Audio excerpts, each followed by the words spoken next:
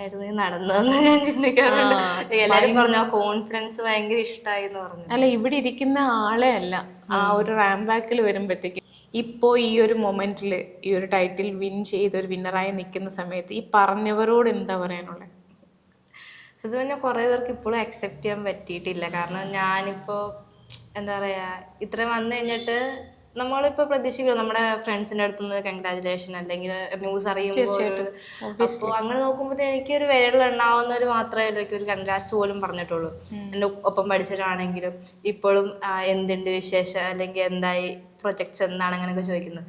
പക്ഷെ ഇപ്പോഴും ആൾക്കാർക്ക് എന്തോ അക്സെപ്റ്റ് ചെയ്യാൻ ബുദ്ധിമുട്ട്. അതെന്താന്നുള്ളത് എനിക്ക് അറിയില്ല. വേറൊന്നും കണ്ടില്ല, ജലസ്.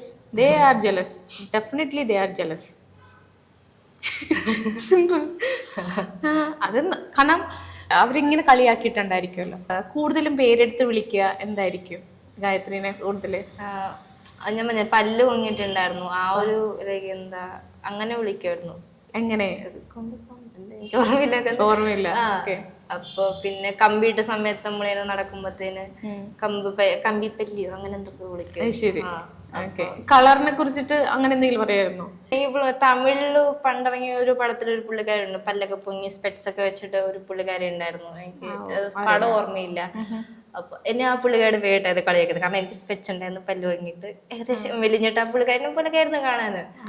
അപ്പൊ അങ്ങനെ പറഞ്ഞു ആ പേര് ഒഴിച്ചിട്ട് ഇന്ന് പല്ലുന്തിയതാണെങ്കിലും കറുത്തിട്ടാണെങ്കിലും മെലിഞ്ഞുണങ്ങിയതാണെന്ന് പറഞ്ഞാൽ ആരെന്ത് പറഞ്ഞെന്ന് പറഞ്ഞാലും നിങ്ങൾ പറഞ്ഞൊരു വ്യക്തിയാണ് ഇന്ന് ഈ ഇരിക്കുന്നത് അല്ലേ? ജലസായിട്ട് കാര്യമില്ല. അച്ചീവ് ചെയ്യണമെങ്കിൽ കഠിന പ്രയത്നം ചെയ്യണം എന്നുദ്ദേശിച്ച് അതിലേക്ക് എത്തിപ്പെട്ടതാണ് ഗായത്രി.